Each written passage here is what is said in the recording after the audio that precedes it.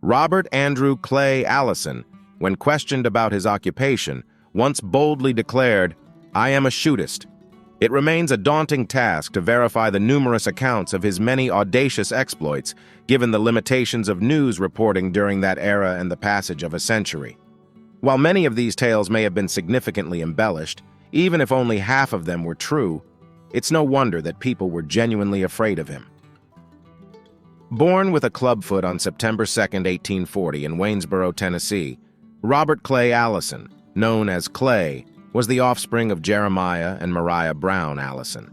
His father, a Presbyterian minister who also dabbled in the cattle and sheep business, passed away when Clay was a mere 5 years old.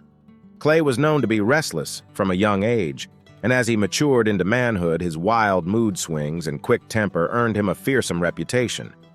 He toiled on the family farm until he reached 21 years of age, at which point the Civil War erupted. Without hesitation, he enlisted in the Tennessee Light Artillery Division of the Confederate Forces on October 15, 1861. Remarkably, his clubfoot didn't hinder his ability to serve on active duty. In fact, he eagerly embraced combat, sometimes even resorting to threats against his superiors when they hesitated to pursue retreating Union troops. However, just a few months later, on January 15, 1862, he received a medical discharge. The discharge papers described his ailment as emotional or physical excitement produces paroxysmal of a mixed character, partly epileptic and partly maniacal. These documents also suggested that this condition may have resulted from a blow received many years ago, producing a depression of the skull.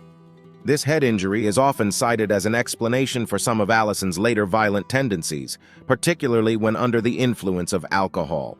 Nonetheless, on September 22, 1862, Clay re-enlisted in the 9th Tennessee Cavalry and served until the conclusion of the war, experiencing no further medical issues. During this period, he became a scout and spy for General Nathan Bedford Forrest and adopted the distinctive Van Dyke beard he would sport for the rest of his life, emulating the flamboyant cavalry commander. On May 4, 1865, Allison surrendered with his company at Gainesville, Alabama. He was subsequently held as a prisoner of war until May 10, 1865, having been convicted of spying and sentenced to face a firing squad. However, on the eve of his scheduled execution, he managed to kill his guard and escape. Following his return to civilian life, Allison became a member of the local Ku Klux Klan, a group that held a strong aversion to the Freedmen's Bureau of Wayne County, a sentiment that nearly escalated to armed conflict. Allison found himself entangled in several confrontations before ultimately deciding to depart from Tennessee and set out for Texas. Legend has it that when a corporal from the Union 3rd Illinois Cavalry arrived at the family homestead with intentions to seize its contents, Clay calmly retrieved his firearm from the closet and fatally shot the Union soldier. Accompanied by his brothers Monroe and John, sister Mary, and her husband Lewis Coleman, Clay embarked on a journey to the Brazos River country in Texas. Along the way, they faced the challenge of crossing a wide river, where they encountered Zachary Colbert, the ferryman. Clay, ever the assertive character, accused the ferryman of overcharging, sparking a heated argument that left Colbert unconscious. This altercation may have set the stage for Chunk Colbert, the ferryman's nephew and a known desperado, meeting his demise at the hands of Allison some 9 years later. Settling down for a time in Texas, Clay immersed himself in the ranching way of life, developing into a skilled cowhand. In 1866, he signed on with Charles Goodnight and Oliver Loving, joining them on their renowned Goodnight-Loving Trail, which spanned Texas, New Mexico, and Colorado. Around 1867, Clay took on the role of a trail boss for M.L. Dalton. Subsequently, he found employment with his brother-in-law, Lewis Coleman, and Irwin W. Lacey, two celebrated cattle ranchers of their era. While in Texas, it was reported that Allison found himself in a dispute over the rights to a waterhole with a neighbor named Johnson. Their unconventional resolution involved digging a grave and entering it armed with Bowie knives. The outcome of this grim showdown was to determine who would claim the waterhole. The loser would meet his end in the grave, while the victor would gain possession. Given Clay's formidable skills with a Bowie knife, He emerged as the winner, but whether he took the life of his neighbor remains shrouded in uncertainty. In 1870, Coleman and Lacey relocated to a spread in Colfax County, New Mexico, with the Allison brothers accompanying them. As compensation for their efforts in herding the cattle, they were granted 300 head of cattle. Clay seized his share and established a ranch at the confluence of the Vermejo and Canadian rivers, situated 9 miles north of present-day Springer. The strategic location between the two rivers ensured a steady water supply, enabling Allison to develop his ranch into a profitable enterprise. The Allison brothers swiftly integrated into the social scene of Cimarron and Elizabethtown, earning the friendship of cowboys and ranchers within just a few weeks. However, the law had not yet reached these nascent settlements, and the cowboys' Saturday night forays into town often resulted in heavy drinking, the brandishing of six-shooters, and rowdy behavior. They rode up and down the streets, discharging their firearms and wreaking havoc. Their excursions extended to local saloons and gambling establishments, where they engaged in destructive behavior such as shooting out lamps, lanterns, mirrors, and glasses. One of their peculiar pastimes involved making newcomers dance by firing shots at their feet. In the autumn of 1870, Clay Allison demonstrated the depth of his violent temper to the citizens of Elizabethtown. Charles Kennedy, suspected of murdering and robbing overnight guests in his remote cabin on Palo Flechado Pass, was incarcerated in the Elizabethtown jail. Clay, along with several accomplices, forcibly entered the jail, lassoed Kennedy, and dragged him through the streets by a horse until he was lifeless. Allison then took it a step further by decapitating Kennedy and transporting his head in a sack for 29 miles to Cimarron. There, he demanded that it be displayed on a fence in front of Lambert's Inn, which would later become the St. James Hotel. On April 30th, 1871, Allison and 2 others were reportedly involved in the theft of 12 government mules that belonged to General Gordon Granger, the Fort Union commander. Later in the year, they attempted a similar heist, but when military personnel rushed to the corral, Allison accidentally discharged his firearm, injuring his foot during the ensuing chaos. The would-be rustlers managed to escape to a hideout along the Red River, where Clay Allison dispatched his friend Davy Crockett, a nephew of the American frontiersman, to fetch Dr. Longwell from Cimarron. Although Clay received medical attention, the injury left him with a permanent limp that he carried for the rest of his life. After recovering from his foot injury, Clay found himself in the midst of a drinking binge at a local saloon. During this time, he took an instant disliking to a man named Wilson, who wisely decided to make a hasty exit, leaving Clay in a foul mood. Clay then happened upon the county clerk's office, where he took offense to something uttered by John Lee, the county clerk. In a fit of anger, Clay hurled a knife at Lee, pinning his sleeve to the wooden frame of a door. Lee managed to break free and hastily made his way across the street to Dr. Longwell's office. Clay proceeded to replicate his knife-throwing act with a young lawyer named Melvin W. Mills, who, too, fled to the doctor's office. Mills recounted the events to the doctor and Ahmed himself, declaring that he might need to defend himself by taking Allison's life. As the doctor tried to dissuade the lawyer from such a perilous course, he noticed that Clay was riding toward their location. Consequently, the clerk and the lawyer promptly made their exit through the back door. Dr. Longwell, on the other hand, stepped outside his office to confront Allison, admonishing him for his unruly behavior. Clay, however, simply laughed it off, explaining that he had no ill feelings toward Mills or Lee, but was in pursuit of Wilson's ear. He then rode off on a fruitless quest to find Wilson. Mills would harbor a grudge against Allison for years, a grudge that would later become apparent during the Colfax County War. Despite his lack of fear in dealings with other men, Clay was always bashful and uncertain when it came to interactions with women. However, this changed when he encountered a significantly younger woman named Dora McCullough. Both Clay and his brother John fell head over heels for Dora and her younger sister when they crossed paths.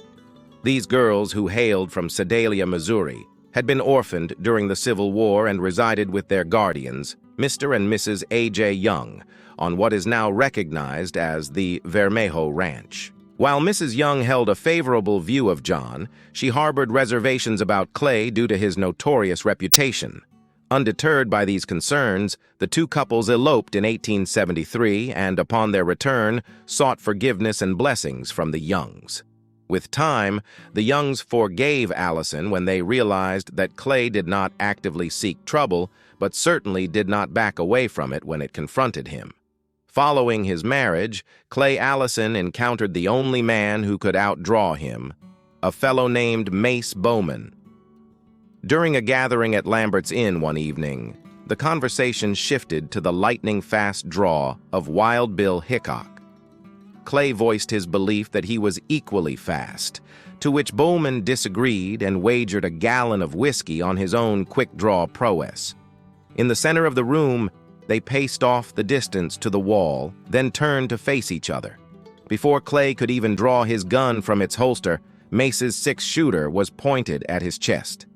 Astonished, Allison paid Bowman the gallon of whiskey he owed him, and the two men ventured to the countryside, where Bowman imparted his lightning-fast trick to Clay.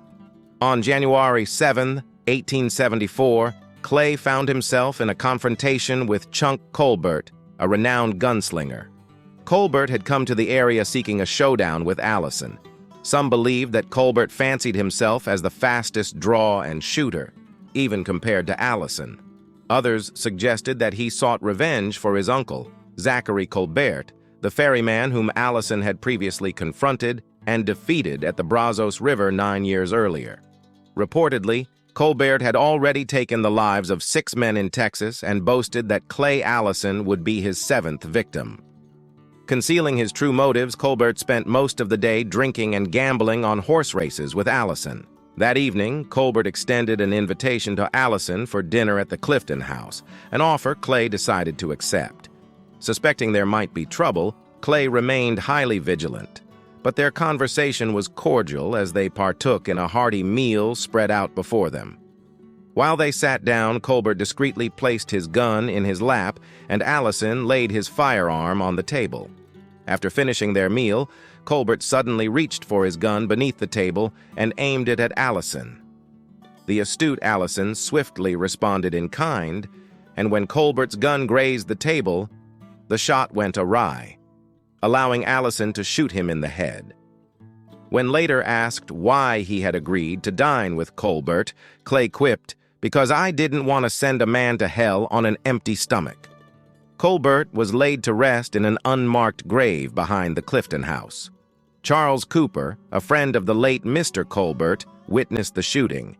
In less than 2 weeks following Colbert's demise, Cooper was spotted riding with Allison on January 19, 1874. However, he vanished without a trace after that. Speculations arose, with some believing that Allison had eliminated him, while others thought Clay had simply intimidated the man into leaving.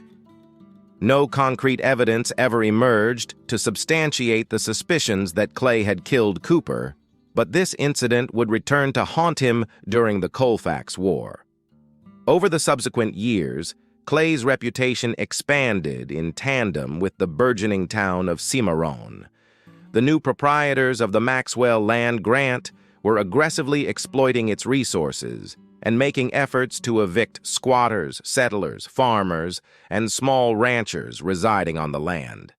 Behind the power of the grant stood a cadre of politicians and financiers known as the Santa Fe Ring. Among its ranks were individuals like Melvin W. Mills, the lawyer whom Allison had thrown a knife at several years earlier, and Dr. Longwell, who had treated Clay's gunshot wound. They both aligned themselves with the political forces backing the Ring. In a fiercely contested 1875 election, Dr. Longwell was appointed probate judge, while Attorney Mills became a state legislator. As the burgeoning Cimarron settlement grappled with an influx of prospectors, gamblers, and politics, it found itself embroiled in a substantial conflict between the land grant company and the area's settlers. Sheriffs began serving eviction notices, and retaliation ensued. Pastures owned by the grant were set ablaze, cattle rustling surged, and officials faced threats at gunpoint. Members of the grant's gang conducted nighttime raids on local homes and ranches, issuing violent threats. The vehemently opposed residents came together to form their own organization, which they named the Colfax County Ring, a group that some claimed was led by Clay Allison. During the tumultuous period when Cimarron sought salvation, Reverend Franklin J. Tolby joined the Methodist Circuit Riders, delivering his sermons in various locales, including Cimarron, Elizabethtown, Ute Park, Poniel, and Sugarete. Always having held a deep respect for men of the cloth, Clay Allison was among the first to extend a warm welcome to the minister. Tolby developed a fondness for Cimarron and intended to make it his permanent home. He swiftly aligned himself with the settlers in their resistance against the land-grant individuals. He voiced his opposition openly, pledging to do everything within his power to thwart the land-grant owners. On September 14, 1875, the 33-year-old minister was discovered shot in the back in Cimarron Canyon, midway between Elizabethtown and Cimarron, near Clear Creek. Speculation soon arose, implicating the newly appointed Cimarron constable, Cruz Vega, in the murder of the Methodist circuit rider. Tolby's fellow minister and close friend, Reverend Oscar Patrick McMains, took up the cause against the Grant men following Tolby's murder. Despite a $3,000 reward for the murderer, no headway was being made in locating Tolby's assailant, and McMains grew increasingly impatient. The pastor turned to Allison for assistance, and Clay was more than willing to serve as a makeshift judge on horseback. On the evening of October 30, 1875, a masked mob, reportedly led by Clay Allison and Minister McMains, confronted Vega. The constable denied any involvement in the murder, shifting blame to a man named Manuel Cardenas, who had allegedly been hired by his uncle, Francisco Griego, and mail contractor Florencio Donagu. The mob remained unconvinced, subjecting him to a brutal beating and hanging him by the neck from a telegraph pole. Overwhelmed by the violence, Reverend McMains panicked and fled midway through the ordeal. After discovering Vega's lifeless body the following Sunday morning, Francisco Pancho Griego, Vega's uncle, took possession of the remains and, on Monday morning, he and an associate transported the boxed corpse to the Cimarron Cemetery. Unexpectedly, Clay rode up with his cowboys and informed Griego that Vega was not to be interred in the same cemetery as his victim, Tolby. Incensed but powerless, Griego, accompanied by several mourners, departed and began preparing for the burial outside the graveyard. Pursuing them, Allison further dictated that Vega was not to be laid to rest within the city limits. Eventually, the remains were deposited approximately half a mile west of the St. James Hotel. Later that same day, on November 1, 1875, Francisco Pancho Griego, together with Cruz's 18-year-old son and Griego's associate Florencio Donahue, started issuing threats to the townspeople in retaliation for Vega's death. In search of trouble, they entered the St. James Hotel. Allison was present in the saloon when Griego accused him of involvement in Vega's hanging. Griego tried to distract Allison by fanning himself with his hat while drawing his weapon, but Allison remained vigilant and promptly fired 2 bullets, fatally ending Griego's life. The saloon shuttered its doors until an inquiry could be convened the following morning, and as per local accounts of the time, this saloon closure proved to be the most unfortunate aspect of the entire incident. Allison and his crew ran amok in Cimarron throughout the week, sowing general mayhem. They were reported to have paraded into the local newspaper office on Thursday, menacing the editor with a knife, and on Friday night, they seized control of Lambert's Inn.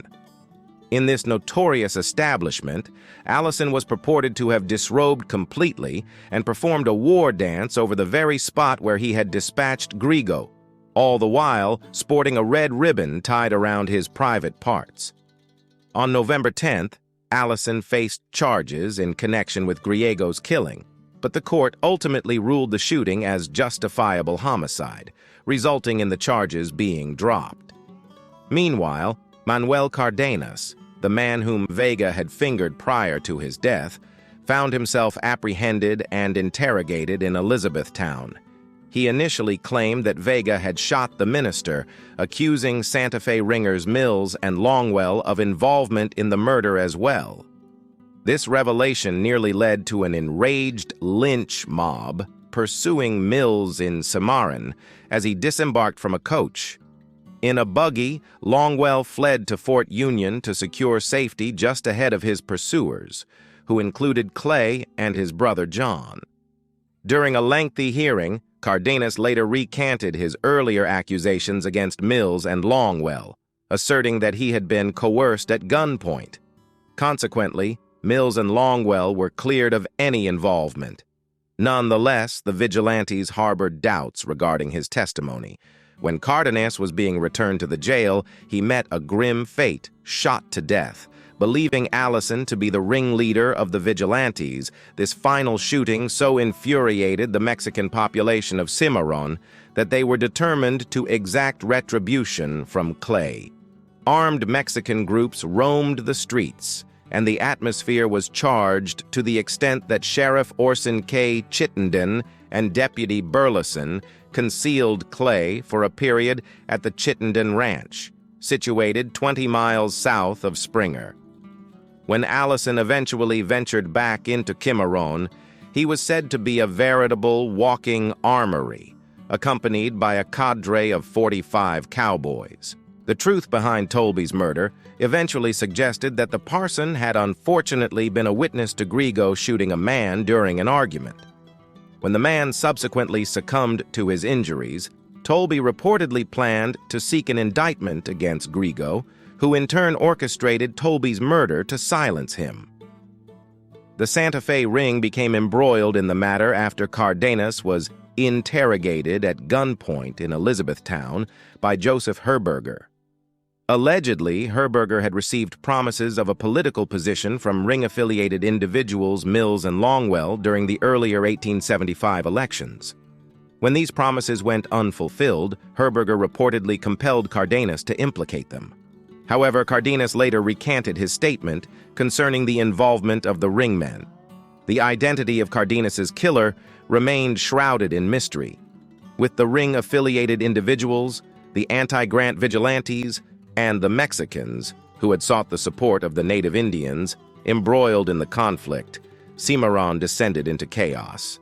Reverend McMains worked diligently to enlist additional support from the settlers, asserting that the anger of the Mexicans and Indians had been manipulated by the Grant men. He urged the settlers to place themselves at Allison's disposal. Consequently, guards were stationed at all entrances to Cimarron, and no one could leave town without Allison's consent.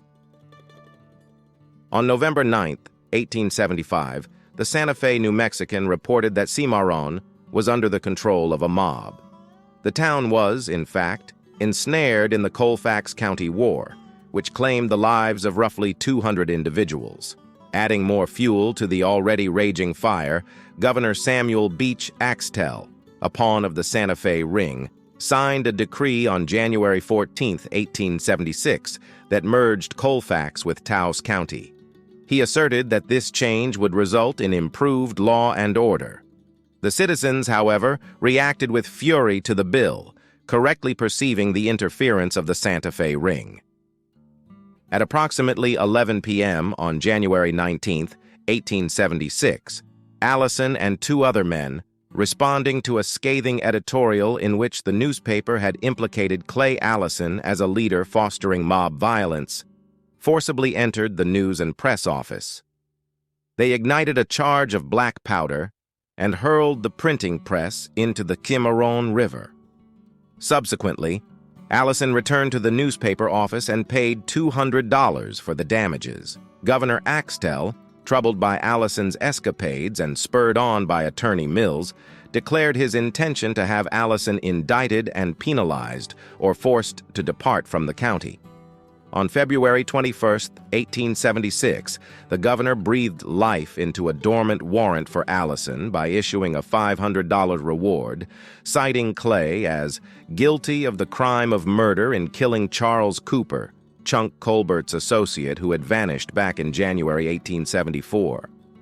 In May or June of 1876, as Governor Axtell traveled through Cimarron in a stagecoach, Allison boarded the vehicle and rode with him to Trinidad, Colorado. Clay inquired about the kind of man who had so interfered with his personal freedom. Axtell retorted by asking why Allison had not surrendered himself on bail and faced trial like a man. Clay replied that he had no objections if he could receive a fair trial, but adamantly stated that he would never submit to a genuine trial in Taos County by individuals of Mexican descent. The governor assured that he would insist on a fair trial for Allison. Subsequently, Clay surrendered himself. During the trial, represented by Charles Springer, it took place in Taos.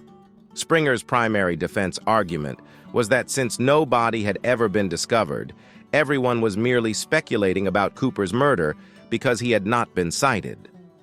Allison was ultimately acquitted, and true to his promise, Governor Axtell declared him a free man. Clay's most steadfast companion was his brother John.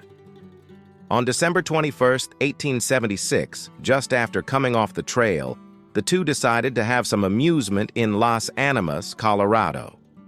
Upon noticing a local social gathering, the two inebriated cowboys crashed the party, dancing with some very unwilling partners. Deputy Sheriff Charles Faber and the town marshal, noticing the Allison brothers' disregard for their request to relinquish their weapons, decided to leave and deputize two local men. They returned with Faber carrying a shotgun. As they entered the social, someone yelled, "Watch out!" When John reached for his gun, Faber shot him. Clay, standing at the bar, immediately fired 4 shots at Faber, one of which proved to be fatal.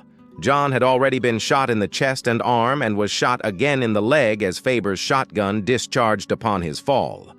The two deputized men fled from the dance hall with Allison pursuing them. Fortunately for them, they managed to escape. Clay then hurried back into the dance hall, calling for a doctor, and slid over to his wounded brother, dragging Faber's body along with him. He assured John, "Look here, John, this is the fellow that shot you. Everything's going to be all right. You'll recover soon."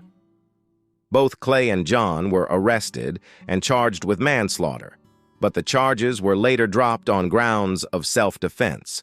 John eventually recuperated from his injuries. Clay Allison, forever restless, decided to move on. On March 3, 1877, he sold his ranch, land, and livestock to his brother John for $700.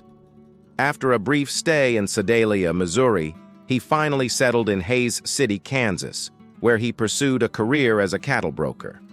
By the time Clay Allison arrived in Dodge City, Kansas, in September 1878, several years before Wyatt Earp gained fame, his reputation as a feared Western legend had already been established.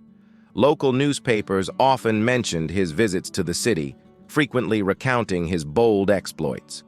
The Kinsley, Kansas Graphic, on December 14, 1878, portrayed him as follows. "His presence is remarkable. He is tall and stands as straight as an arrow, with a dark complexion.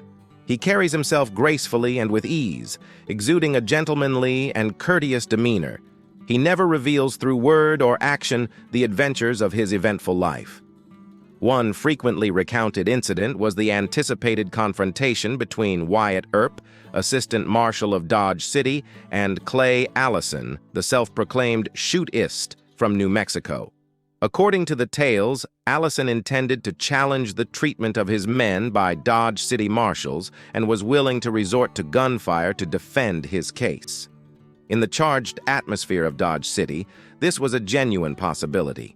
During this period, Dodge City had a notorious reputation for being tough on visiting cattle herders, with stories circulating about cattlemen being robbed, shot, or beaten with revolvers.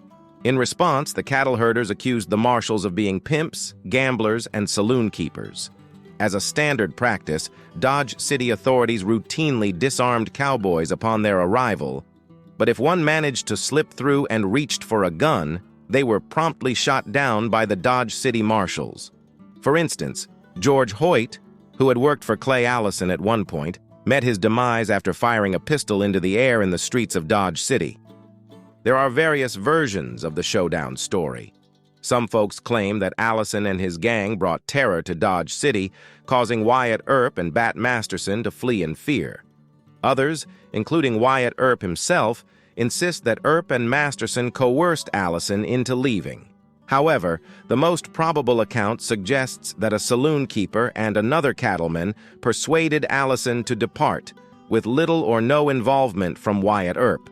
This version, recounted by the renowned Pinkerton detective agent Charles Siringo, who was present during the incident, is likely the most accurate.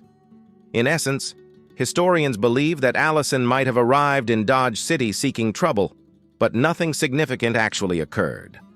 While Allison and his crew moved from one saloon to another, fortifying themselves with whiskey, Earp and his marshals began assembling their group.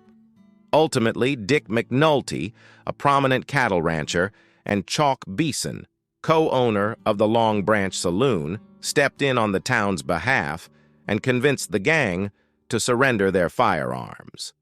By 1880, Clay had relocated to a ranch in Hemphill County, Texas, next to his brother-in-law, Lewis Coleman. On January 17, 1881, a local newspaper reported that 3 of the Allison brothers moved on the Gage beat. Although John and Monroe may have joined Clay at some point, they continued using their Colfax County ranch for several more years. During his time in Texas, reports of Allison's eccentric behaviors kept his reputation alive. On one occasion, it was said that he rode naked through the streets of Mobiati, whooping and hollering and announcing that he was buying drinks for everyone at the local saloon. When alarmed ladies sought the sheriff's help, the officer demanded that Allison dismount. Instead, Allison spurred his horse to full speed up and down the main street, dismounted, aimed his gun at the sheriff, and marched him into the bar. There, he compelled the sheriff to drink until he couldn't stand, and then he returned to his horse. In October 1883, Allison sold his Hemphill County ranch, and he and his wife returned to the Seven Rivers region in New Mexico, where Clay continued ranching. On August 9, 1885, Clay's first daughter, Patty Dora, was born in Cimarron. During the summer of 1886, Clay had just completed a grueling cattle drive to Cheyenne, Wyoming. Suffering from a severe toothache, he visited a local dentist. The dentist, already aware of Allison's reputation, trembled at the prospect of treating him. As the dentist began working on the wrong tooth, Clay realized the mistake, forcefully left the dental chair, and sought another dentist. After the second dentist extracted the correct tooth, an infuriated Clay returned to the first dentist, pinned him down in the dental chair, and removed one of the dentist's molars using forceps. In an attempt to extract another tooth, the dentist's screams attracted other men who intervened and pulled Allison away from the terrified dentist. Shortly after that, the couple packed up once more, this time heading to Pecos, Texas, about 50 miles south of the New Mexico border. It was on July 1st, 1887, while Allison was transporting a load of supplies from Pecos to his ranch that tragedy struck. A sack of grain slipped from the wagon, and as Clay tried to prevent it from falling, he tumbled from the heavily loaded wagon. In an instant, the wagon's wheels rolled over him, shattering his neck. As the panicked horses reared and lunged forward, the weight of the buckboard further crushed his neck, nearly decapitating him. In contrast to many gunfighters of his era, the 47-year-old Clay Allison didn't meet his end in a hail of bullets or at the end of a hangman's rope. Instead, he found himself trapped beneath his own wagon, some 40 miles from town. Clay Allison was laid to rest in the Pecos Cemetery the day following his tragic accident, with hundreds of mourners said to have attended his funeral. His second daughter, Pearl Clay, was born 7 months after his passing. Eventually, Dora remarried and relocated to Fort Worth, Texas. Just a month after Clay Allison's demise, his brother Monroe Allison passed away from a heart attack on August 5, 1887, at his Gageby Creek Ranch. The 43-year-old bachelor was discovered beside his horse. John Allison, after a brief and painful illness, succumbed in Clifton, Tennessee on January 7, 1898, leaving behind a wife and 4 daughters. He fell short of his 44th birthday. Clay Allison's life was undoubtedly an adventure, filled with cattle rustling, vigilante justice, and the popularization of the term shootist. Yet, amid the notoriety, he also achieved considerable success as a rancher. Whether Clay Allison should be remembered as a gentleman or a villain remains a question that many have yet to settle in their own minds. On August 28, 1975, in a special ceremony, his remains were reinterred in Pecos Park, just west of the Pecos Museum.